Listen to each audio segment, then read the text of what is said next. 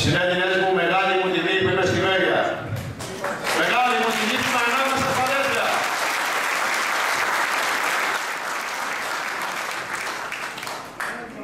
Όλη η Ελλάδα ενώνεται. Ο αέρας της Παναγενεσίας είναι παντού. Κάτι που έχει να γίνει εδώ και 2.500 χρόνια. Από τον τεράστιο Φίλιππο, από τον πατέρα του Μεγάλου Αλεξάνδρου, που αυτός έκανε την πρώτη Ελλήνων συνέλευση.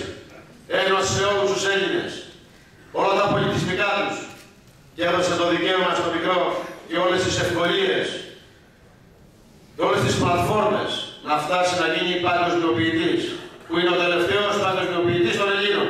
Και πάντα ήταν βέβαια Έλληνας. Αγαπητοί μου συνέλληνες, θα έχετε διαπιστώσει όλοι τόσα χρόνια τι έχει γίνει, με ποιον τρόπο έχει γίνει, τι είναι αυτό που μας διαιρούσε τόσα χρόνια και δεν μας άφηνε να ενωθούμε.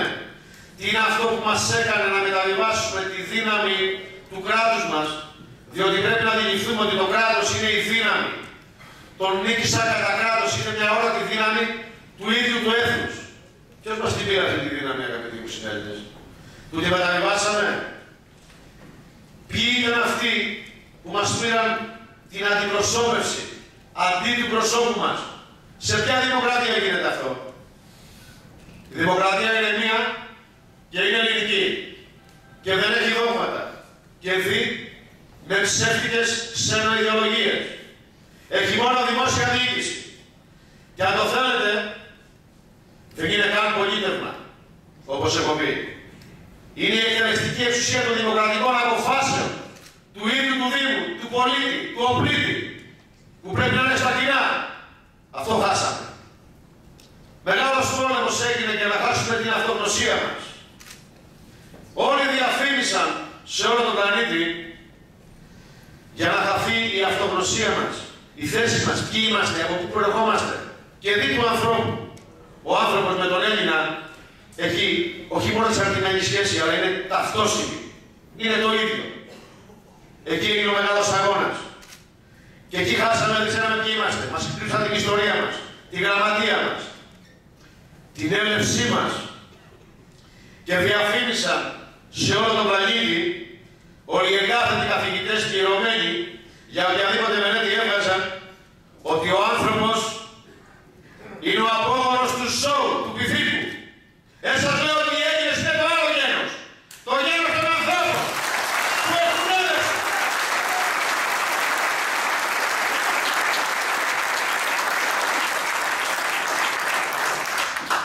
Χρόνια έκρυβαν το γένος των Ελλήνων και την τεράστια ιστορία μας.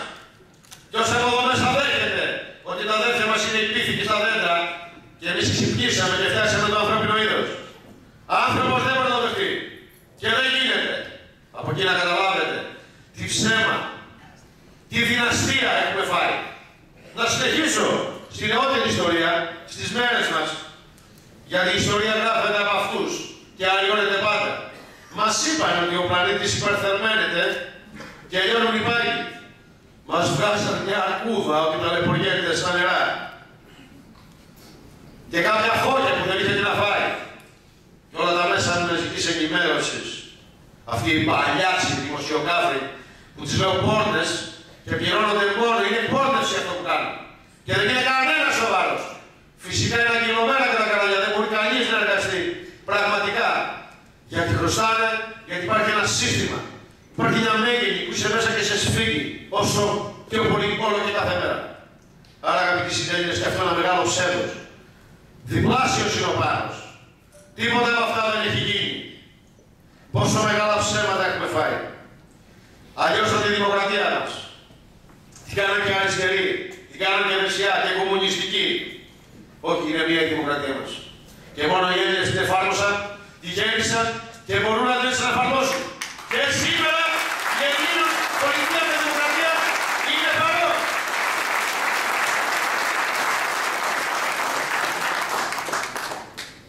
Στις μέρες τις δικές μου, γιατί έτσι αναφέρομαι προς ώρα και μετά ώρα για να ξέρουμε τι έχει γίνει, σας λέω λοιπόν ότι ανακαλύφθηκε το μεγάλο μυστικό. Βγήκε στο φως. Εκτός από τα δικά μου οικονομικά εργαλεία τα οποία τα κατέθεσα και ούτε ποτέ θα τα πάρω πίσω, που μείνει μόνο για να ξεκυλιάσουν το κτήνος και θα γίνει το τεράστιο μυστικό ότι ο ελληνικός λαός, αλλά και όχι μόνο ο ελληνικός λαός, αλλά και όλοι οι λαοί, έχουν καταπιστευματικούς λογαριασμούς. Τους βλέπετε. Αυτοί είναι λογαριασμοί με αριθμό λογαριασμού, όνομα τράπεζας, ποσό που έχει μέσα και υπογεγραμμένοι κάθε χρόνο από τους αξιωματούχους σας. Τον Υπουργό Οικονομικών, τον Πρόεδρο Δημοκρατίας και τον Ambassador, τον πρέσβη στον ΟΗΕ της Ελλάδος. Έχουμε πρέσβη στον ΟΗΕ και εκτός από όλες τις χώρες. Αφού το υπογράψουν αυτοί ότι το δέχονται αυτό, πως υπάρχει κάτι λάθος και δεν δέχεται η χώρα αυτούς τους λογαριασμούς, έπειτα υπογράφεται από την Παγκόσμια Τράπεζα και υπογράφεται και από τα Ηνωμένα Έθνη. Κοιτάξτε τα κύριοι, αυτός που έδωσε είναι δικό σας, γιατί δεν κοιτάτε. Αν σας κλέψω ένα χιλιάρικο, τώρα θα με κυνηγάτε μέχρι την άλλη ζωή. Εδώ είναι 3 εκατομμύρια και μας στοχεύουνε. Κοιτάξτε τα λέγαμε τη δική σας οι λογαριασμοί. Είναι δικά σας αυτά τα λεφτά και μας έχουν πτωχεύσει 5 φορές. Αν εδώ μέσα υπάρχει ένας δικηγόρος, ή κάποιοι δικηγόροι, ή κάποιοι οικονομολόγοι, ή κάποιοι που ασχολούνται με τα πολιτικά, θα ήθελα να βάλουμε να λύσουμε ένα πολύ συγκεκριμένο. Το 32 πτωχεύουν για 50 εκατομμύρια δολάρια. Μόνο για 50 εκατομμύρια δολάρια. Πάρα πολλά τα λεφτά τότε, διότι η δραχμή είχε, η λίρα είχε 1,6 δραχμές να αγοράσεις μια λίρα. Μέχρι το 38 έχω πτώχευση. Το 40-41 ο Χίτλερ παίρνει δάνειο υποχρεωτικό από την Ελλάδα 1,5 δις δολάρια. Εάν δεν τα είχε η Ελλάδα, πώς θα τα έπαιρνε ο Χίτλερ? Άρα τα είχε η Ελλάδα.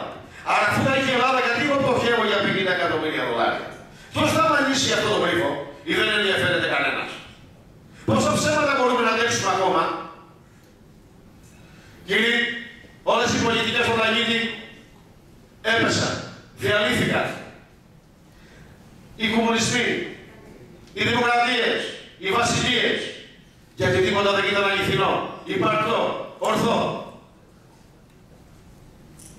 Η Ελληνοπολιτεία έβγαλε όλο το αξιακό σύστημα για να αποδείξει για άλλη μία φορά ότι δεν γίνεται να ψηφίζονται νόμοι σε οποιαδήποτε πολιτεία, σε οποιοδήποτε δόγμα, χωρίς αξιακό. Είναι η πρώτη φορά που υπάρχει ελληνικός φορέας, ο δικός σας φορέας, και θα σας εξηγήσω έπειτα γιατί, έχει αξιακό. Έχει 12 αξίες, 18 αρχές και 3 πολιτιακούς νόμους. Μπορείτε να ενημερωθείτε για αυτούς. Σύμφωνα αυτά τα 33 πρωτόκολλα είναι η όλη η Ελλήνων πολιτεία. Τίποτα παραπάνω, τίποτα λιγότερα. Σήμερα λοιπόν οι νόμοι που βγαίνουν σε μια βουλή, σύμφωνα με ποιο στάτους βγαίνουν? Με ποιο αξιακό? Και άλλοι νόμοι που το δεχόμαστε ότι οι νόμοι είναι κακοί, μας δυναστεύουν. Σωστά? Σωστά κύριοι? Εάν αγαπητοί μου συνέλληνες, ο νόμος ήταν εκτελεστός από όλους τους συνέλληνες, από όλους τους Έλληνες, από συνέλληνες, πιστεύετε ότι θα υπήρχαν στη Βουλή ακόμα? Άρα λοιπόν υπάρχουν νόμοι που δεν εκτελούνται για κάποιους? Άρα λοιπόν στην Ελλάδα έχω 2 ταχύτητες? Πάντως στην Ελληνοπολιτεία κανένας δεν θα έχει περισσότερα δικαιώματα από τον Έλληνα. Αυτόχρονα ηθαγενή.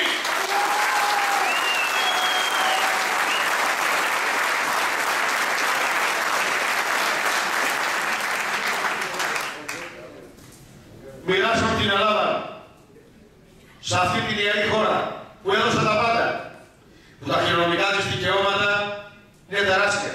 Το λέμε και στη διακήρυξή μας, η οποία διακήρυξή μας είναι σφραγισμένη από τον Άριο Πάγο.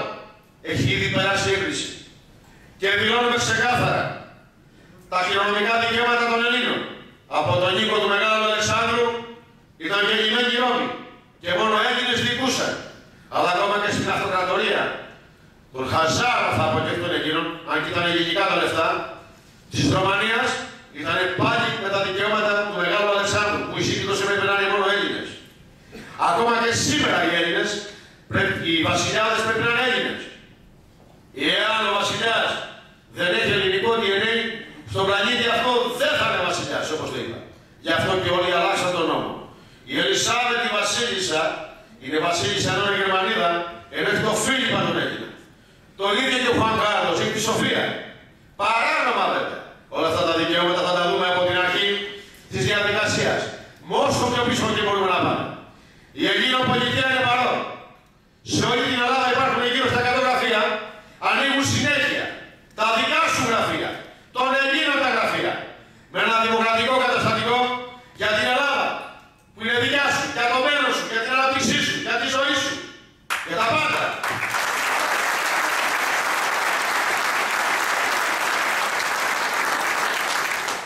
Και για πρώτη φορά στην Έλληνα, μπορείς εσύ να στείλεις τον εκπρόσωπό σου στην κεντρική σκηνή. Όχι η κεντρική σκηνή ο κομματάρχης που το κόμμα διαιρεί την κοινωνία. Για πρώτη φορά λοιπόν μου δώσατε εγγράφος από όλα τα προεδρία, από όλους τους δήμους στην Ελλάδα, γύρω στα 90 στον αριθμό, να ανοίξω τον ελληνικό φορέα του ελληνικού έθνους, το ΕΣΥ, την Ελληνοσυνέλευση. Εκεί, χωρίς κόμμα, χωρίς δόγμα, χωρίς κόμμα, παρά όλοι μαζί για την Ελληνοπολιτεία.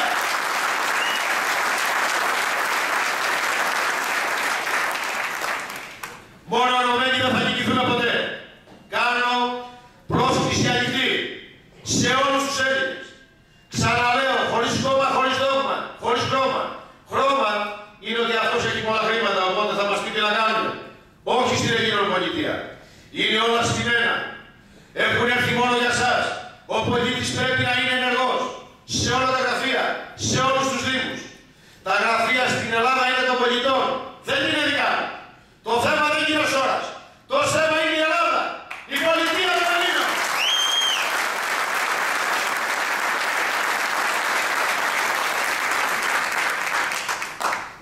Ελάτε να απογοητευτείτε τώρα στον Ελλήνων, στην Ελληνοσυνέλευση, που είστε ηγέτες. Ελάτε να ψηφιστείτε από τους δήμους σας. Ελάτε να ψηφιστείτε και ελάτε στο φορέα το δικό σου. Σε αυτόν που μπορεί να πάρει τα πάντα. Σε αυτόν που θα έχει τα δικαιώματα. Αλλά αν το θέλετε μέχρι το τέλος και για εθνοσυνέλευση μπορούμε να πάμε σαν την Ελλάδα.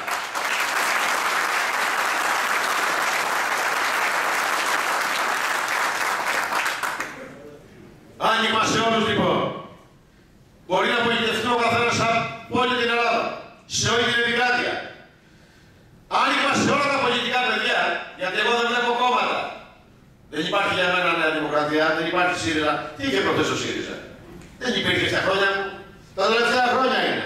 Τι έχει μέσα λοιπόν? Έφερε ψηφοφόρους? Εμείς δεν είμαστε. Δεν ψηφίσαμε τα πάντα. Και δεν θα κάνω λαϊκισμό με τα κόμματα. Τα βλέπετε μόνα σας. Ένα θα σας πω τελευταίο. Έφτασε σε σημείο να κάνει απεργία στον εαυτό του. Δεν ξανά γίνεται, παιδιά. Δεν ξανά γίνεται, ποτέ.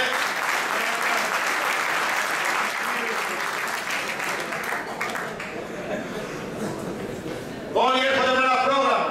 Έχουμε λέει πρόγραμμα. Να σπάσει μια τράπεζα να το χρηματοδοτήσει, να πούμε θα πάρεις φράγκο. Όλα τα κόμματα χρωστάνε. Εσύ δεν είσαι κόμμα, είσαι φορέας. Τα γραφεία είναι δικά σας. Εσείς θα χρηματοδοτείτε γιατί είναι δικά σας η Ελλάδα. Εσείς θα είστε ενεργοί. Θα ξυπνήσετε όλα τα αδέρφια σας. Από άκρη σ' άκρη. Έχει φουντώσει παντού. Στον πλανήτη, στην Αμερική, στην Ελβετία, στη Γερμανία, στην Αυστραλία. Παντού είναι γραφεία στην Ελλήνων. Επιτρέπετε μόνο να έχω 10 εκατομμύρια Έλληνες να μην ψηφίσει αυτός ο Έλληνας που είχε ελληνικό διαβατήριο και περιουσία στην Ελλάδα για τη χώρα του, για τη μάνα του και να ψηφίσουν οι αλλογενείς. Εδώ γίνεται.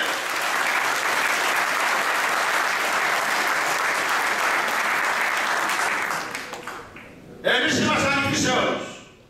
Ελάτε δήμαρχοι που είστε η πρώτη εξουσία στην Ελλάδα και στο Σύνταγμα. Ο Δήμαρχος και ο Δήμος του κάθε τόπου, οι 325 δήμοι που απαρτίζουν όλη την επικράτεια, είναι νομικά πρόσωπα δημοσίου δικαίου.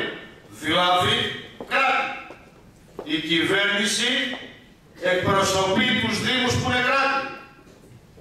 Σήμερα η κυβέρνησή σας, αν το έχετε αυτό το χαρτί να το βγάλετε συνένανση, που η κυβέρνηση είναι εταιρεία στο Βερολίνο. Να καταλάβουμε τι βιώνουμε. Πάει να γίνει πρασινότημα ευρωπαϊκό, θα τους επιτρέψουμε? Όχι. Εδώ είναι Ελλάδα, ξέρετε τι λέτε. Εμείς θα διοικήσουμε την Ελλάδα μας.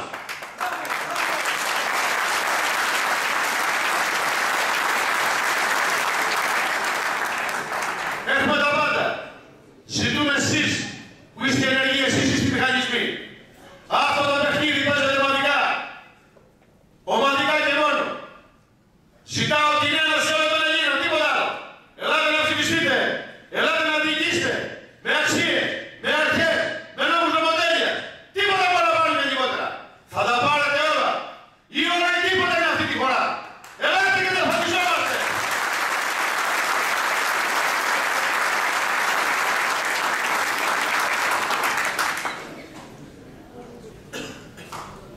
Και μιας και εδώ φέρει έτσι, και πραγματικά είστε ένα όμορφο πλήθος, ένα ζεστό αδερφικό πλήθος, το οποίο όλοι πρέπει να συνενωθούμε.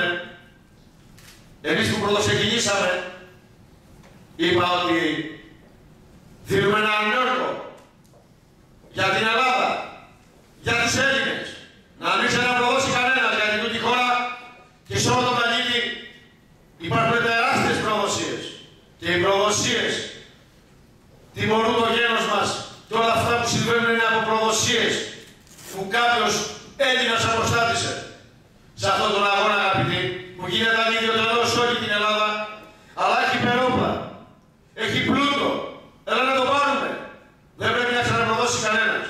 Και για να ανέβει όλο το αίσθημα, το ελληνικό, να καταλάβουμε γιατί πολεμάμε, γιατί πάμε.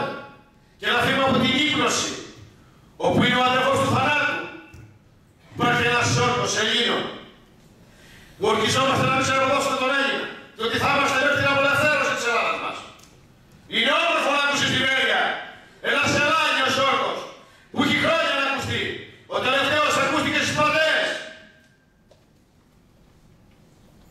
Είστε έτοιμοι να κάνουμε μια Ελλήνων ορκομοσία για την απελευθέρωση, για τις ζωές μας, για το τι θα κάνουμε την κοινωνία μας, να στοχεύσουμε τι θα κάνουμε, γιατί όλος είναι νόμος για μας.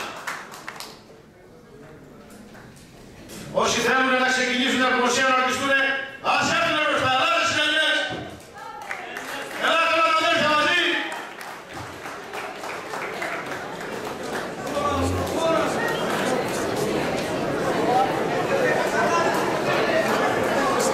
Ελάτε να είναι ορθία τώρα να δείξουμε σε όλους πως ενώνομαστε στην Ελλάδα και πως όλες οι ψευτοαυτοκρατορίες σφάχτηκαν στην αλήθεια των Ελλήνων. Ελάτε μπροστά συνέλληνες και από εδώ, οδηγήστε λίγο τον κόσμο από εδώ. Ελάτε συνέλληνες. Εσείς είστε οι φίλοι μου και εσάς μόνο θα πάω.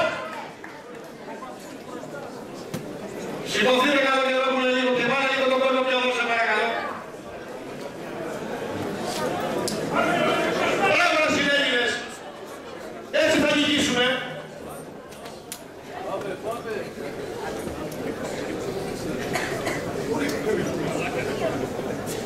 Όσοι είναι για ορκομοσία να έρθουν μπροστά.